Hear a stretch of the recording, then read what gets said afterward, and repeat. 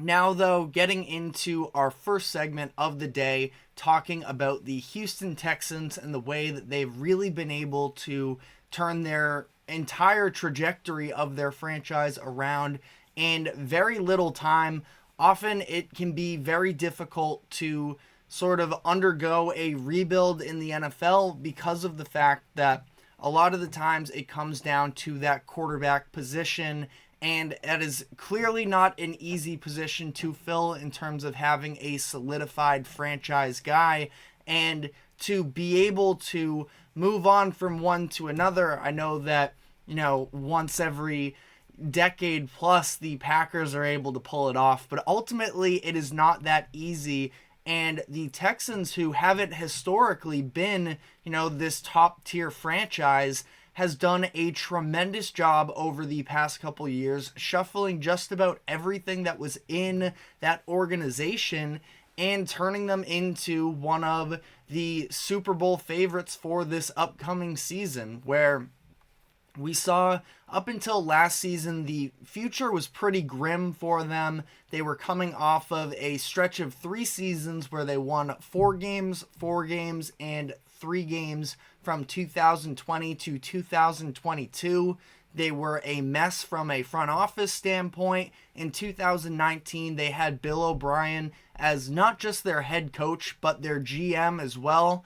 To this day, I don't understand how anybody really let Bill O'Brien, and it's not fully a knock on him personally, but you have to be a very high level in my eyes of established in the league to be able to garner that type of power. And I just have no idea where it came from there with O'Brien. And then you talk about the actual coaching perspective of O'Brien as well. And in 2019, the Texans made the playoffs. They reached the divisional round, so they won a game. Not that they had a bad season by any means, and they faced off against the Kansas City Chiefs and the up-and-coming Patrick Mahomes in the divisional round. They lucked into, in some ways, with some turnovers, but and some special teams plays, but they got themselves a 24-0 lead in that first quarter against the Chiefs, and then went on to allow 41 unanswered points in really an all-time collapse. Completely fell apart here. They didn't fire Bill O'Brien after this game because they had won a playoff game. It would have been a little bit extreme, but of course he had that fake punt late in the first quarter on his own side of the field that a lot of people were saying that decision alone was fireable. I don't know about that, but it's not until partway through the 2020 season that they do end up firing him. They were abysmal that year. And at this point, they just won 4 games, but you do still have Deshaun Watson under contract. And the way he was playing at that time was tremendous. And I know that the version of Deshaun Watson that we see today is not the version that he was up and coming, but in 2020, he threw for 4,800 yards, 33 touchdowns, and 7 interceptions. So he was still a tremendous player at this point. And I feel like I am a little bit more on the player side in certain instances, in terms of I feel like your star franchise player should have at least be a part of the conversation as to what else goes on in the organization. I'm not saying they should dictate everything, but the Texans made it very clear that Deshaun Watson had no say in their next head coach. And I do think that, depending on where you stand in the sort of player empowerment spectrum of it all, maybe you think that it was totally in their right to do so. I can't say it wasn't in their right.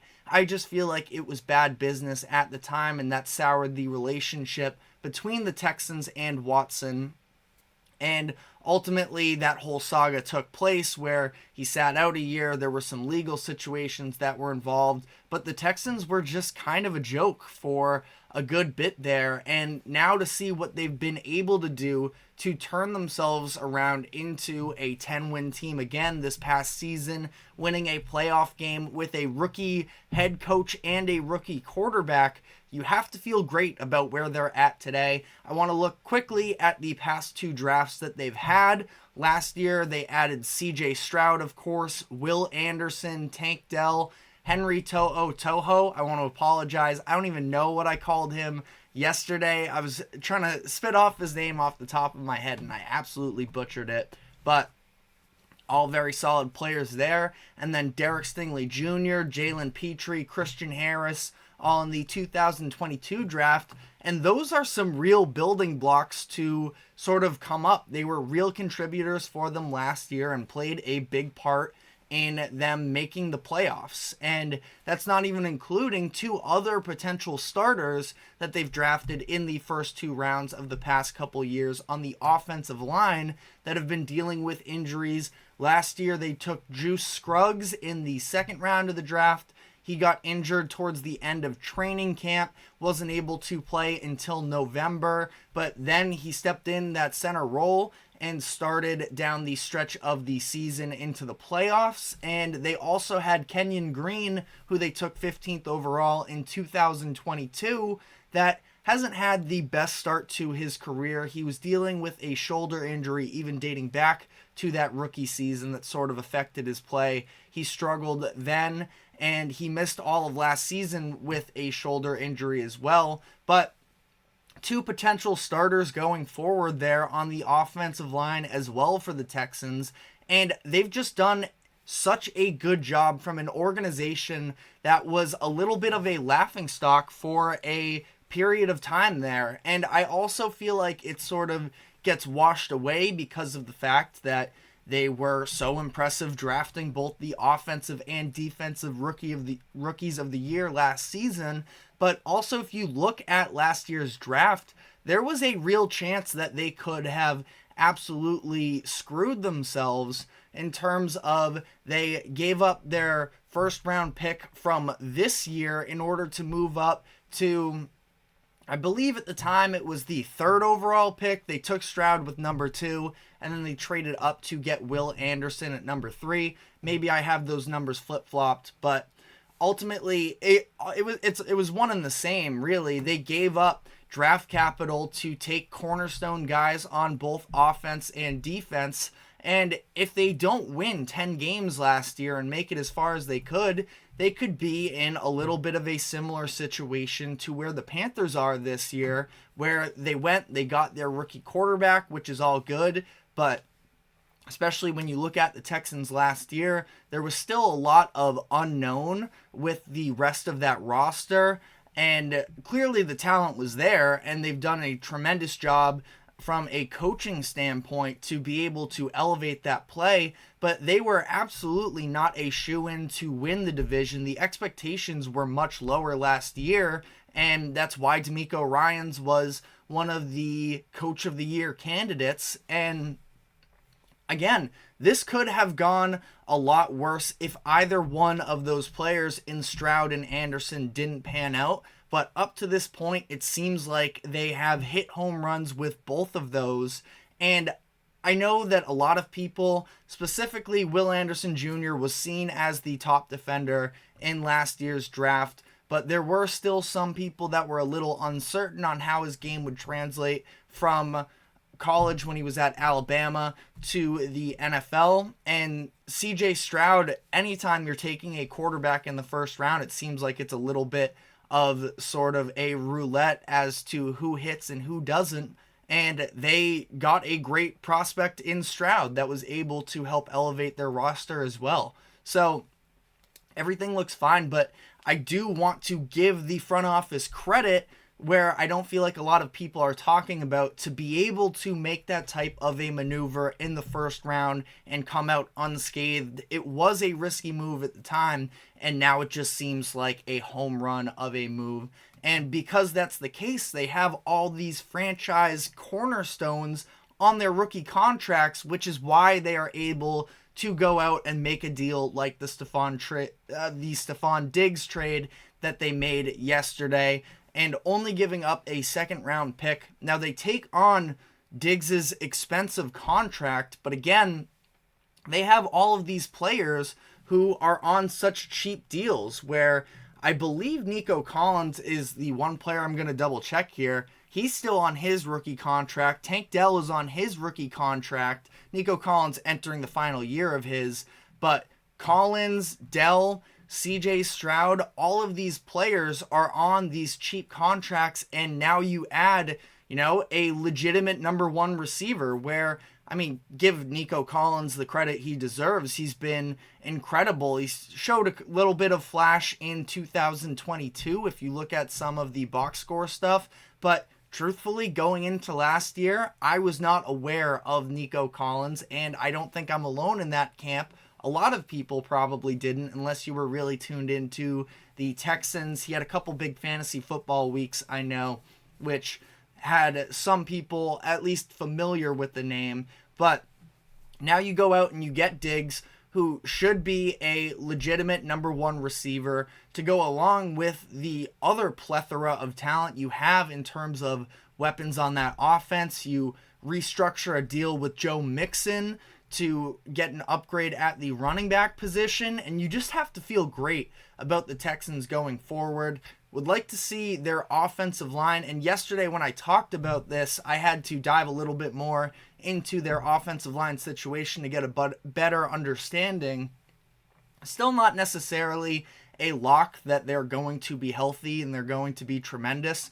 When you look at the Baltimore game that took place in the divisional round, they were really outworked in the trenches on both sides of the ball, which ultimately was, I can't say the whole reason, but it's why CJ Stroud never even really had a chance because of the situation he was put into. Hopefully we see players like Green and Scruggs take steps in the right direction. You already have the blindside tackle in Laramie Tunsil, one of the best in the game there. And I just feel like when you look at the Texans as a whole here, they are at the top of the AFC and the top of the NFL as a whole. I'm going to look up right now the odds for the Super Bowl next season. I would have to imagine that the Texans are probably hovering around that third spot in the AFC. I'm not sure if they're able to overtake the Bills necessarily, who we are going to be diving into in the next segment. Yeah, it does appear that the Bills are still ahead of them. This is according to Caesars Sportsbook, where the Bills are plus 1,300. The Texans are plus 1,500, actually tied with the Bengals as well.